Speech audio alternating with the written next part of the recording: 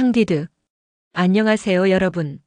오늘 들려드릴 이야기는 18세기 프랑스 계몽주의 철학자 볼테르의 걸작 캉디드입니다. 순진한 청년 캉디드가 이 세상 모든 것은 최선이다라는 가르침을 믿으며 살아가다가 전쟁, 지진, 배신, 살인이라는 참혹한 현실을 마주하게 되는 이야기. 과연 그는 어떤 진실을 발견하게 될까요? 자, 그럼 시작하겠습니다. 제1장 낙원에서의 추방. 베스트팔렌의 아름다운 성. 이곳에는 순진무구한 청년 캉디드가 살고 있었습니다. 캉디드는 남작에 사생하였지만 성에서 따뜻한 보살핌을 받으며 자랐죠. 그리고 그에게는 한 명의 스승이 있었습니다. 바로 철학자 팡글로스 박사. 캉디드, 잘 들으게. 이 세상은 가능한 모든 세계 중에서 최선의 세계라네. 팡글로스는 매일 이렇게 가르쳤습니다. 코가 안경을 받치기 위해 만들어진 것을 보게나. 다리는 양말을 신기 위해 존재하지. 돼지는 우리가 먹기 위해 태어났고 말이야. 모든 것엔 이유가 있고 모든 것은 최선이라네. 캉디드는 이 말을 철석같이 믿었습니다. 세상은 아름답고 모든 일에는 의미가 있다고요. 하지만 캉디드에게는 한 가지 고민이 있었습니다. 바로 남작의 딸 아름다운 퀴네공드에 대한 사랑이었죠. 그녀의 장밋빛 뺨, 반짝이는 눈동자. 캉디드는 그녀를 볼 때마다 가슴이 두근거렸습니다. 어느 날 운명적인 순간이 찾아왔습니다. 숲속 정자에서 퀴네공드와 단둘이 있게 된 캉디드. 두 사람은 수줍게 눈을 마주쳤고 퀴네공드가 손수건을 떨어뜨렸습니다. 캉디드가 주워주려 손을 내밀었고 두 사람의 손이 닿았죠. 그리고 조심스럽게 아주 순수한 입맞춤을 나눴습니다. 바로 그 순간, 이게 무슨 짓이냐? 남작이 정자로 들이닥쳤습니다. 얼굴이 시빨개진 남작은 지팡이를 휘두르며 소리쳤죠. 감히 내 딸에게, 이 천한 사생아 놈이. 캉디드는 성에서 쫓겨났습니다. 엉덩이를 세게 걷어차인 채로요. 그렇게 그의 낙원 같던 삶은 끝이 났습니다. 눈보라가 휘몰아치는 한겨울, 캉디드는 얼어붙은 들판을 걸었습니다. 배는 고프고 몸은 떨렸죠. 그래도 팡글로스 선생님 말씀이 맞을 거야. 이 모든 일에도 이유가 있겠지. 이게 최선이겠지. 그는 여전히 믿고 있었습니다. 제2장 불가리아 군대의 지옥. 추위에 떨며 마을에 도착한 캉디드 앞에 두 명의 남자가 나타났습니다. 이봐, 젊은이. 키가 딱 5피트 5인치로군. 완벽해. 불가리아 왕을 위해 군대에 입대할 생각 없나? 식사도 제공되고 멋진 군복도 준다네. 배고픈 캉디드는 얼떨결에 동의했습니다. 그렇게 그는 불가리아 군대의 병사가 되었죠. 하지만 군대 생활은 지옥이었습니다. 왼발, 오른발, 총을 들어, 조준해, 발사. 매일 반복되는 훈련. 실수라도 하면 매질이 기다렸습니다. 어느 날 숨이 막힐 것 같았던 캉디드는 잠시 산책을 나갔습니다. 자유를 만끽하며 들판을 걷던 중 탈영병을 잡아라. 군인들이 그를 체포했습니다. 탈영병. 그 죄목으로 캉디드는 군법회의에 회부되었죠. 이 병사는 탈영죄로 태형 36번을 받는다. 전군이 지켜보는 앞에서 두 줄로 늘어선 병사들 사이를 지나가며 2,000명의 병사가 두 줄로 늘어섰습니다. 캉디드는 그 사이를 걸으며 양쪽에서 매를 맞아야 했죠. 한 번 지나가자 살같이 찢어졌습니다. 두 번째는 근육이 드러났습니다. 다시 한 번 하시겠습니까? 아니면 총살을 택하시겠습니까? 선생님, 팡글로스 선생님, 이게 정말 최선의 세계입니까? 캉디드가 신음하는 순간 불가리아 왕이 지나가다 이 광경을 보았습니다. 왕은 캉디드의 무지함을 불쌍히 여겨 사면해 주었죠. 하지만 더 큰 지옥이 기다리고 있었습니다. 제3장 전쟁이라는 광기. 팡! 콰광! 대포 소리가 하늘을 찢었습니다. 불가리아 군대와 아바르 군대가 전쟁을 시작한 겁니다. 앞으로 돌격. 수천 명의 병사들이 서로를 향해 달려들었습니다. 총탄이 빗발쳤고 대포알이 사람들을 갈기갈기 찢어놓았죠. 캉디드는 떨고 있었습니다. 그는 재빨리 숨었습니다. 덤불 뒤에서 그는 전쟁을 지켜봤죠. 살아있던 병사들이 순식간에 쓰러졌습니다. 팔이 잘려나간 사람, 배가 터진 사람, 머리가 날아간 사람. 피가 강물처럼 흘렀습니다. 전투가 끝났습니다. 3만 명이 죽었습니다. 캉디드는 전장을 빠져나와 아바르 지역의 한 마을에 도착했습니다. 그런데 마을은 불타고 있었습니다. 불가리아 군대가 국제법에 따라 마을을 약탈하고 불태운 겁니다. 늙은 남자들은 맞아 죽었고 여자들은 배를 가르고 죽임을 당했습니다. 아기들은 산산조각 났죠. 이게 최선의 세계라고. 캉디드는 비틀거리며 걸었습니다. 그의 눈에서는 눈물이 흘렀습니다. 제사장 팡글로스와의 재회. 네덜란드 거리. 거지가 되어버린 캉디드가 빵을 구걸하고 있었습니다. 그런데 저 멀리서 한 거지가 다가왔습니다. 온몸이 헝클어지고 얼굴은 종기로 뒤덮였으며 코는 썩어 들어간. 캉디드, 나를 모르겠나? 그 목소리는 팡글로스 선생님. 믿을 수 없었습니다. 그토록 지혜롭고 당당하던 스승이 이런 몰골이 되다니. 선생님, 대체 무슨 일이? 매독일세 캉디드. 사랑스러운 하녀 파케트에게서 옮았지.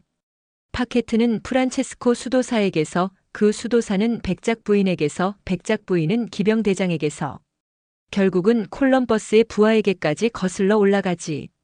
팡글로스는 웃었습니다. 그의 이빨은 거의 다 빠져 있었죠. 하지만 이것도 필요한 것이네. 매독이 없었다면 초콜릿도 없었을 테니까. 모든 것은 최선이야. 선생님. 그런데 베스트팔렌의 성은요? 퀴네공드는 어떻게 됐습니까?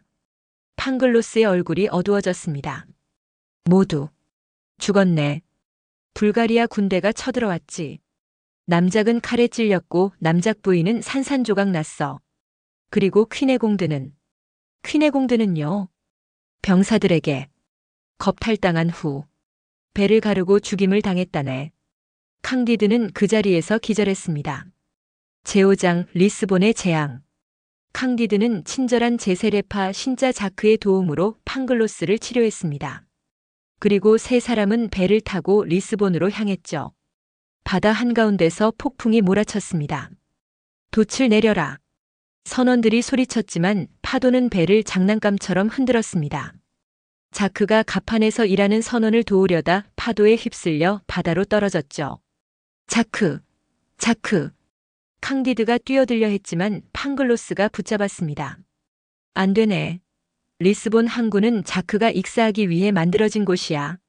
이것이 운명이라네. 착한 자크는 그렇게 죽었습니다. 악한 선원은 살아남았죠. 배는 간신히 리스본에 도착했습니다. 하지만 육지에 발을 딛자마자 우르르르릉 땅이 흔들렸습니다. 건물들이 무너지기 시작했죠. 1755년 11월 1일 리스본 대지진이었습니다. 살려줘. 아이가 건물 밑에 깔렸어. 3만 명이 순식간에 건물 더미에 깔려 죽었습니다. 바다가 항구로 밀려들어와 배들을 부숴버렸고 불길이 도시를 집어삼켰죠. 팡글로스는 이렇게 말했습니다. 이것은 필연이네. 리스본에 유황맥이 있다면 지진이 일어나지 않을 수 없지. 한 선원이 폐허 속에서 돈을 훔치고 술집을 찾아가 술을 마시고 여자를 건드렸습니다. 선한 자크는 죽고 악한 선원은 즐기는 이 세상. 캉디드는 폐허 속에서 살아남은 사람들을 도왔습니다. 팡글로스도 함께 도우면서 계속 설교했죠. 모든 일에는 이유가 있네. 이 재앙도 최선을 위한 것이야. 제6장 종교재판의 공포. 리스본 대학의 현자들이 모였습니다. 지진을 막을 방법을 찾아야 한다. 그들이 내린 결론은 이랬습니다. 이단자들을 화형에 처해 신의 노여움을 풀어야 한다. 그렇게 종교재판이 열렸습니다. 비스케이 출신 남자 2명이 체포되었습니다. 죄목은 베이컨을 곁들인 닭고기를 먹었다. 즉 유대교식으로 고기를 먹지 않았다는 것. 포르투갈인 1명이 체포되었습니다. 죄목은 대부의 아이를 세례할 때 베이컨을 제거했다. 그리고 팡글로스와 캉디드도 체포되었습니다.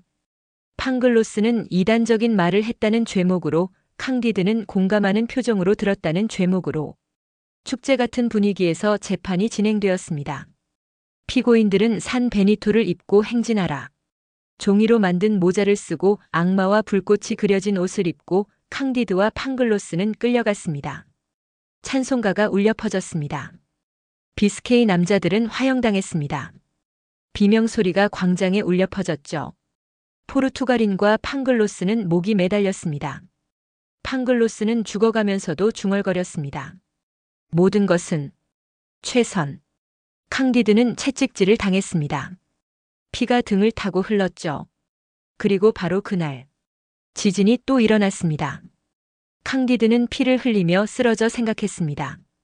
만약 이것이 최선의 세계라면 나머지 세계는 대체 어떤 모습이란 말인가? 제7장 기적 같은 재회.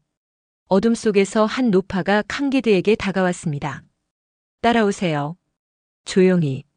노파는 캉디드의 상처를 치료해주고 먹을 것을 주었습니다. 다음 날 그녀는 캉디드를 한 저택으로 안내했죠. 여기서 기다리세요. 캉디드가 기다리고 있는데 문이 열렸습니다. 그리고 한 여인이 들어왔죠. 아름답고 우아하고 눈물을 글썽이는 퀴네공드, 캉디드. 둘은 서로를 껴안았습니다. 죽은 줄 알았던 퀴네공드가 살아있었던 겁니다. 어떻게? 선생님은 당신이 죽었다고. 퀴네공드가 이야기를 시작했습니다. 불가리아 병사들이 우리 성을 습격했을 때 저는 정말 죽을 뻔했어요. 한 장교가 저를 겁탈하려 했고 오빠가 막으려다 칼에 찔렸죠. 어머니도 난도질 당했어요. 저도 그들에게. 퀴네공드는 눈물을 흘렸습니다. 한 불가리아 대위가 저를 데려갔어요. 그의 정부가 되었죠. 살기 위해서. 그 후 돈 이사카라는 유대인 은행가와 종교재판관이 저를 두고 다퉜어요. 결국 그들은 저를 나눠 갖기로 했죠. 월요일, 수요일, 토요일은 유대인이, 나머지는 재판관이. 캉디드의 마음은 찢어졌습니다. 사랑하는 여인이 이런 고통을 겪다니. 하지만 당신을 다시 만났어요, 캉디드. 이제 우리 함께 도망가요. 바로 그때 문이 열렸습니다. 돈 이사카가 들어왔습니다. 토요일 그의 날이었죠. 이 남자는 누구요? 캉디드는 생각할 틈도 없이 칼을 뽑아 유대인을 찔렀습니다. 태어나서 처음 사람을 죽인 순간이었죠. 내가 사람을 죽였어. 캉디드는 떨었습니다. 하지만 더 큰 문제가 생겼습니다. 문이 또 열렸습니다. 종교재판관이었습니다. 재판관은 죽은 유대인과 캉디드를 보고 외쳤습니다. 이단자, 살인자. 캉디드는 또다시 칼을 휘둘렀습니다. 재판관도 쓰러졌죠. 우리 당장 떠나야 해요. 제8장 부에노스아이레스로의 도주. 캉디드, 퀴네공드 그리고 노파는 말을 타고 도망쳤습니다. 노파가 말했죠. 세비야로 가요. 거기서 배를 탈 수 있어요. 세비야에서 그들은 배에 올랐습니다. 목적지는 신대륙 부에노스아이레스. 항해 중에 노파가 자신의 이야기를 들려줬습니다. 사실 저는 교황의 딸입니다. 뭐라고요? 제 어머니는 공주였어요. 저는 아름다운 궁전에서 자랐죠. 하지만 해적들이 우리 배를 습격했어요. 어머니는 제 눈앞에서 난도질 당했습니다. 저는 노예로 팔렸죠. 노파는 옷을 걷어 올렸습니다. 엉덩이가 하나밖에 없었죠. 모로코에서 전쟁이 났을 때 식량이 떨어졌어요. 병사들은 저희 엉덩이를 하나씩 잘라 먹었습니다. 적어도 죽이지는 않았으니 다행이었죠. 퀴네공드와 캉디드는 할 말을 잃었습니다. 드디어 부에노스아이레스에 도착했습니다. 총독이 퀴네공드를 보자마자 반했죠. 당신과 결혼하고 싶소. 바로 그때 리스본에서 배 한 척이 도착했습니다. 캉디드를 쫓아온 경찰이었죠. 살인자 캉디드를 체포하라. 노파가 재빨리 말했습니다. 캉디드, 당신은 도망가요. 퀴네공드 양은 제가 지킬게요. 총독과 결혼하면 안전할 거예요. 하지만 어서요. 당신이 잡히면 모두 끝이에요. 캉디드는 눈물을 흘리며 도망쳤습니다. 그의 곁에는 사내종 카캄보만 남았죠. 제9장 예수회의 왕국. 캉디드와 카캄보는 파라과이로 도망쳤습니다. 그곳은 예수의 신부들이 다스리는 신정국가였죠. 멈춰라. 예수의 병사들이 그들을 막았습니다. 나는 독일인이요. 예수의 신부님을 뵙고 싶소. 그들은 신부에게 안내되었습니다. 그런데 그 신부가 투구를 벗자. 오빠. 캉디드. 믿을 수 없게도 그는 퀴네공드의 오빠였습니다. 죽은 줄 알았던 남작의 아들. 저는 살아났어요. 예수의 신부가 저를 치료해줬죠. 그래서 저도 예수회에 들어왔습니다. 이제는 이 지역의 사령관이에요. 두 사람은 재회를 기뻐했습니다. 캉디드가 말했죠. 그런데 당신 누이 동생도 살아있어요. 부에노스아이레스에 있습니다. 정말요? 그럼 당장 데려와야. 사실 그녀와 결혼하고 싶습니다. 순간 남작의 얼굴이 굳어졌습니다. 뭐라고? 감히 내가 내 동생과. 우리는 서로 사랑합니다. 사생아 주제에 우리 가문의 감히. 남작은 칼을 뽑았습니다. 캉디드도 칼을 뽑았죠. 칼싸움 끝에 캉디드의 칼이 남작의 몸을 관통했습니다. 또 사람을 죽였어. 카캄보가 말했습니다. 여기서 도망가야 합니다. 예수의 군복을 입으세요. 두 사람은 남작의 옷을 입고 도망쳤습니다. 제10장 오레이용의 나라. 정글 속을 헤매던 캉디드와 카캄보는 이상한 광경을 목격했습니다. 두 소녀가 원숭이에게 쫓기고 있었죠. 캉디드가 총을 쏴서 원숭이를 죽였습니다. 저들을 구했어. 하지만 소녀들은 원숭이를 끌어안고 울었습니다. 저게 그들의 연인이었나 봐요. 카캄보가 말했습니다. 이 나라에서는 원숭이가 여자들의 애인인가 봅니다. 당신도 유럽에서 귀부인들이 하녀와 사랑에 빠지는 걸 봤잖아요. 얼마 후 두 사람은 오레이용족에게 붙잡혔습니다. 예수회다. 예수회를 잡았다. 아니요. 저는 예수회가 아니오. 오히려 예수회를 죽였소. 캉디드가 독일어로 설명했지만 오레이용족은 이해하지 못했습니다. 그들은 캉디드를 꼬챙이에 꿰어 구워 먹으려 했죠. 하지만 카캄보가 오레이용 말로 설명했습니다. 그러자 그들은 태도를 바꿨습니다. 예수회를 죽인 영웅이다. 그들은 캉디드를 환대했습니다. 그리고 엘도라도로 가는 길을 알려줬죠. 제11장 엘도라도의 기적. 캉디드와 카캄보는 황금의 나라 엘도라도에 도착했습니다. 거리는 루비와 에메랄드로 깔려 있었고 건물은 금으로 지어졌습니다. 아이들이 땅에 떨어진 금덩이를 차며 놀고 있었죠. 이곳은 천국인가요? 캉디드가 물었습니다. 왕이 그들을 맞이했습니다. 엘도라도에는 법원이 없었고 감옥도 없었습니다. 사람들은 서로 다투지 않았죠. 과학과 예술이 꽃피었고 모두가 행복했습니다. 여기 남으시오. 이곳이 진정한 낙원이요. 왕이 제안했습니다. 하지만 캉디드는 고개를 저었습니다. 퀴네공드가 기다리고 있습니다. 저는 그녀에게 가야 해요. 그렇다면 선물을 드리겠소. 왕은 엄청난 양의 금과 보석을 주었습니다. 양 100마리에 실어서 말이죠. 캉디드와 카캄보는 떠났습니다. 하지만 여정은 험난했습니다. 양들이 하나둘씩 죽어갔죠. 강에 빠지거나 절벽에서 떨어지거나 결국 2마리만 살아남았습니다. 그래도 우리에겐 엄청난 부가 있어. 캉디드가 말했습니다. 제12장 수리남의 배신. 수리남에 도착한 캉디드는 충격적인 광경을 봤습니다. 한 흑인 노예가 나무 아래 누워 있었습니다. 왼손이 없었고 오른쪽 다리도 없었죠. 무슨 일이요? 저는 설탕 공장에서 일했습니다. 손가락이 기계에 끼면 손을 자릅니다. 도망가면 다리를 자릅니다. 저는 둘 다 당했죠. 이것이 유럽 사람들이 설탕을 먹는 대가입니다. 캉디드는 눈물을 흘렸습니다. 팡글로스의 낙관주의여. 이제 나는 당신을 포기해야겠소. 캉디드는 카캄보를 부에노스아이레스로 보내 퀴네공드를 데려오기로 했습니다. 그리고 배를 구하려 했죠. 한 네덜란드 상인이 나타났습니다. 베네치아로 가는 배를 가지고 있소. 2만 피아스터요. 좋소. 하지만 당신 양의 보물도 내놔야겠소. 3만 피아스터 더. 그건 너무. 싫으면 그만이요. 캉디드는 어쩔 수 없이 동의했습니다. 약속 시간에 항구에 갔지만 배는 이미 떠난 후였습니다. 상인은 보물을 훔쳐 달아난 겁니다. 도둑, 사기꾼. 캉디드는 고소했지만 판사는 오히려 그에게 벌금을 물렸습니다. 절망한 캉디드는 공고를 냈습니다.